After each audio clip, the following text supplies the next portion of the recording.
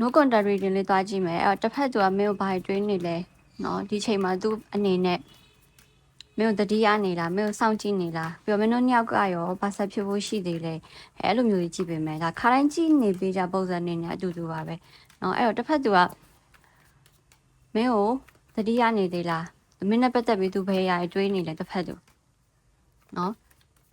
သူစိတ်ထဲမှာမင်းရှိနေသေးလားနေရာယူထားသေးလားပေါ့ okay အဲ့တော့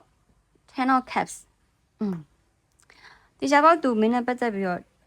မင်းအကြောင်းတွေးနေဒီကြပေါက် ten of cups ပုံစံအရာသူမင်းနဲ့ပတ်သက်ပြီးတော့ဟိုစုံကျင်တာမျိုးမင်းနဲ့ပတ်သက်တဲ့ကောင်းမွန်တဲ့အမှတ်တရလေးကိုသူတွေးနေရမျိုးပေါ့ six of cups ဆိုတော့ဒီမှာကြားတဲ့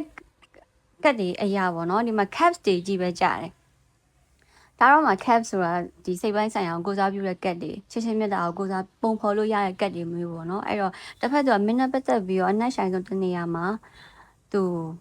ရဲ့နှလုံးသားတနေရာမှာပေါ့နော်မင်းတို့ကနေရာယူထားဆဲပဲနော်ချင်းချင်းမြတ်တာတွေရှိနေဆဲပဲအဲ့လိုမျိုးပြောရမယ်အဲ့ဒီအရာတွေကိုလည်းသူကိုယ်တိုင်မင်းစီကိုပေးရှင်နေတယ်ပေးရှင်နေတဲ့ပုံစံမျိုးဒါပေမဲ့ Two of Pentacles energy က तू ကဒီချိန်မှာရွေးချယ်ရခက်နေရပေါ့နော် confuse ဖြစ်နေတယ်သူမင်းကိုလည်းချက်တယ်ဒါတော့သူ့ရဲ့သဘာဝပုံစံအတိုင်းမင်းတို့ရဲ့တစ်ဖက်သူပုံစံကလေ lavender energy ရတာအများအား confuse ဖြစ်နေတာအများအားရှုပ်ထွေးနေတာဒီရနဲ့ဒီရငါဘယ်ဟာရွေးရမလဲဆိုတဲ့ပုံစံမျိုးသူ့အနေနဲ့အဲ့လိုမျိုးချိန်ညိနေတဲ့ပုံစံမျိုးသူမင်းကတော့ yes of course နော်သူ 100% မင်းကိုချက်တယ်တိုးတော်ညာနဲ့သူ့ဘဝထဲမှာချိန်ညိနေတဲ့အရာတွေရှိသေးတယ်ဆိုလိုတာမျိုးရချစ်တယ်သို့တော့သူ့မှာတခြားဦးစားပေးရမယ့်အရာတွေရှိသေးတယ်ဆိုရဲ energy မျိုးသိလားလက်တော့သူအနေနဲ့စိတ်ခံစားချက်ကောင်မင်းစီမှာအပြည့်အဝရှိရဲနှုတ်ကုန်တဲ့ဖြစ်နေတော့ညာလဲ soul level energy အရာသူဒီမင်းကိုချစ်နေသေးပဲမင်းအကြောင်းတွေးနေသေးပဲနော်အဲ့လိုပဲမင်းဘက်ကလည်းဒါသူ့အကြောင်းတွေးနေသေးပဲဟုတ်တယ်နော်သူဘာကြီးလုံးနေလဲဘာကြီးဖြစ်နေလဲဆိုတော့တိချင်လို့ဒီ video လာကြည့်ရကွာနော်အဲ့တော့မင်းတို့နှစ်ယောက်ကphysical ဘိုင်းအရာတော့ no contact ဖြစ်နေမယ်ဒါပေမဲ့ soul level energy အရာတော့ session ဆက်နွယ်မှု telepathy ရှိနေသေးပဲနော်ဒီချိန်မှာတယောက်နဲ့တယောက်အိမ်မက်မက်တာမျိုးတွေပါရောဖြစ်ကောင်းဖြစ်လာနိုင်မယ်ဘာလို့လဲဆိုတစ်ဖက်တော့မင်းနဲ့ပတ်သက်ပြီးစိတ်ပိုင်းဆိုင်ရာခံစားချက်ကရှိနေသေးပဲဒါပေမဲ့ဘာကြောင့်ကိုစီကိုမလာလဲအဲ့အချက်တွေ तू ပေးရှင်းတယ်ဟုတ်တယ်ပေးရှင်းတယ်ဘာလို့မလာလဲကိုစီကိုသူ့ဖန်တီးခဲ့အရာ तू ချိန်ညိနေ confuse ဖြစ်နေရနော် confuse ဖြစ်နေရချိန်ညိနေအဲ့ဒါကြောင့်ဖြစ်မယ်The Emperor အဓိကတော့သူ့ရဲ့မာနကြောင့်ပေါ့နော်သူ့ရဲ့မာန self ego နော်အဲ့လိုမျိုးဒီမာနကြောင့် ego ကြောင့်မင်းဘက်ကတော့သူ့ပြပြတသားညင်းထားခဲ့ဘူးတာတွေ block ထားခဲ့ဘူးတာရှိမလားတော့မသိဘူးအဲ့အရာလေသူ့အနေနဲ့နည်းနည်းလေးတော့ခံမြင်နေရပေါ့နော်အဲ့အတွက်ကြောင့်သူ့အနေနဲ့သူ့ရဲ့မာနကြောင့်သူမင်းစီကိုသူ့ရဲ့ချစ်ချင်းမြတ်တာတွေသူ့ရဲ့ခံစားချက်တွေထုတ်ဖော်မလာသေးရပါတော့သူ့ရဲ့ action တွေကကိုယ့်စီရောက်မလာသေးတာ maybe သူ့ရဲ့စိတ်ပိုင်းဆိုင်ရာ action တွေကမင်းစီရောက်လိမ့်မယ်ဥပမာသူ့အနက်နေရတာမျိုးသူ့အိမ်မက်မက်တာမျိုးကိုကလှုပ်ရှားရှိရတယ်လှုပ်နေကွာအပြင်မှာသွားနေပြပြပပသွားနေဒါပေမဲ့ဝုန်းဆိုပြီးတော့ကိုယ့်ရဲ့အုံနောက်ထဲမှာသူ့မျက်နှာကြီးမြင်လာရတာမျိုးပေါ့နော်အဲ့ဒါဒီဒါဒီ telepathy လို့ခေါ်တယ်ဒါသူ့ဘက်ကတတိယနဲ့ကိုယ့်ဘက်ကအဲ့လိုမျိုးဖြစ်တယ်ဒါမှမဟုတ်လေသူနဲ့တူတဲ့လူတွေတွေ့တယ်ဒါမှမဟုတ်လေသူ့ရဲ့နာမည်ဆိုင်းဘုတ်တွေမှာတွေ့တယ်အဲ့လိုမျိုးပေါ့နော်အဲ့လိုမျိုးဆိုတော့သူနဲ့ပတ်သက်တဲ့အရာတွေကိုယ့်ဘက်မှာတော့ဖြစ်နေမှာပဲသူ့ဘက်ကတတိယနေတာဟုတ်เนาะအဲ့လိုမျိုး telepathic connection ကိုနှစ်ယောက်ကြားမှာရှိနေသေးပဲ soul level love energy ကိုတင်စားပြီးတော့ပြောမယ်ပေါ့เนาะသူကတော့ဒါစိတ်ပိုင်းဆိုင်ရာခံစားချက်ကအရင်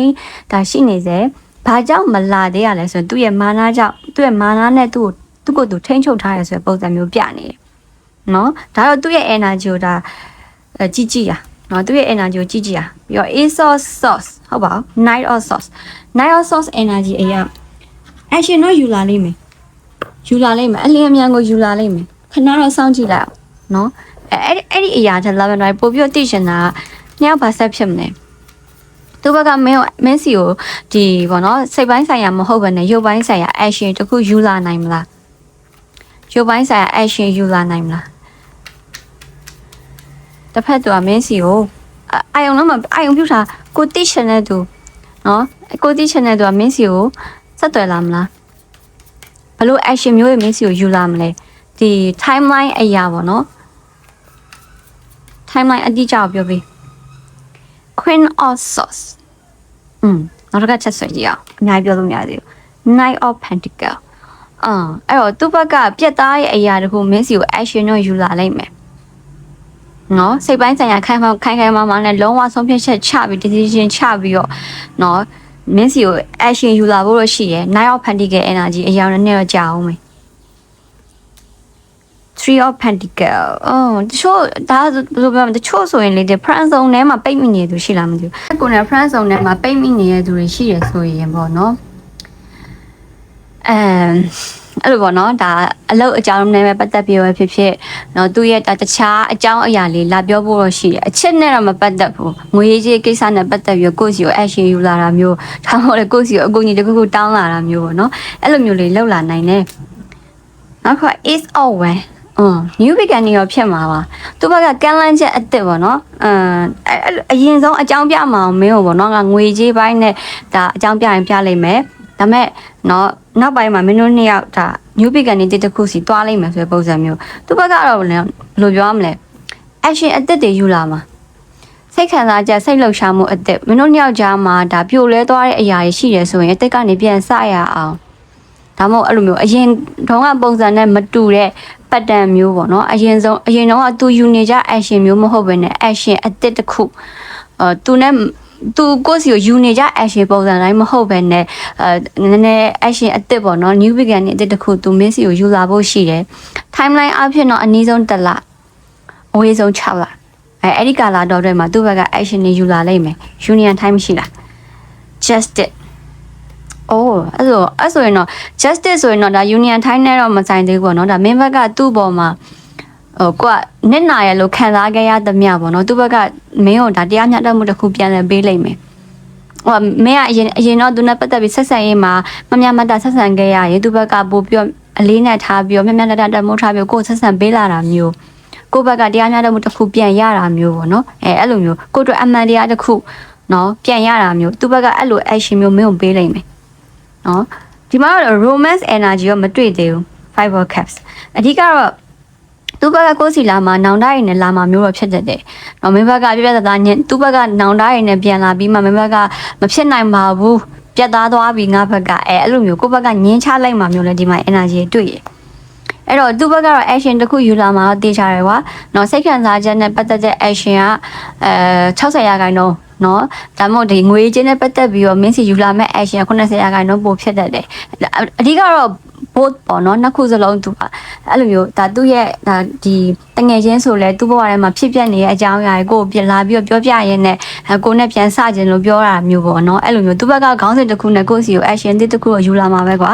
မင်းဘက်ကလက်ခံတာမလက်ခံတာမင်းအပိုင်းပေါ့ဒါပေမဲ့တေချာတစ်ခုကမင်းအတွက်တရားမျှတမှုတစ်ခုပြန်လဲရရှိမယ်ဆိုတဲ့ပုံစံမျိုးကိုပြထားတယ်ဒီမှာတော့ happy ending union မျိုးတော့မတွေ့ဘူးဒါပေမဲ့ action တစ်ခုဆက်သွယ်ချက်တစ်ခုကန့်လန့်ချက်တစ်ခုတရားမျှတမှုတစ်ခုကိုပြန်လဲရရှိလာလိမ့်မယ်နော်ဒါမှမဟုတ်လေသူနဲ့ပတ်သက်ပြီးသတင်းစကားတစ်ခုပြန်ကြားရမှာမျိုးပေါ့နော်ပြန်ကြားရမှာမျိုးပေါ့ပျော်ရွှင်မှာပါအဲ့သတင်းစကားဒီကိုအတွက်နော်ပျော်ရွှင်ရတဲ့သတင်းစကားလေးဖြစ်မှာပါဟုတ်ပြီနော်ဆိုတော့ဒီမှာနောက်ဆုံးဆိုလိုက်တဲ့ကက်ကလေးက the sun ဖြစ်နေပေါ့နော် the sun ကဒါ lavender အကြိုက်ဆုံးသဘောကျဆုံးကက်ပျော်ရွှင်ရတဲ့ကက်လေးပေါ့နော်ဆိုတော့ဒါသူယူလာတဲ့ action လေးကြောင့်မင်းစိတ်ချမ်းသာမှာပါမင်းပျော်ရွှင်မှာပါသူယူလာတဲ့ action ကမင်းအတွက်ထိုက်တန်တဲ့ action တစ်ခုနော်အရင်တော့ကနေကမင်းကသူ့ဘက်ကမလေးမစားဆက်ဆံခဲ့ရတယ်ဆိုတော့တစ်ဖက်သူကဒီချိန်မှာကိုယ့်ဘက်ကိုဒါမျှမျှတတနဲ့တလေးတစား respect ထားပြီးတော့ဆက်ဆံလာမယ့်ပုံစံမျိုးပေါ့မင်းပြောရမှာပါနော်ပျော်ရွှင်ရမယ့်အရာလေးပျော်ရွှင်ရမယ့်တဲ့ကောင်းလေးသူယူလာမယ့် action ပျော်ရွှင်ရမယ့်အရာလေးပေါ့နော်ဖြစ်နိုင်တယ်အဲ့တော့စောင့်တော့ကြည့်ပါဦးနော် no contact ကာလမှာနော်ထူးခြားမှုလေးတစ်ခုကတော့ရှိနိုင်ပါတယ်ဟုတ်ပြီနော်ဆိုတော့ reading လေးတော့ဒီလောက်ပဲနောက်နေ့မှအကြာကြီးကြည့်ပြီးမယ်ဒီနေ့တော့ဒီလောက်ပဲဟုတ်ပြီနော် bye bye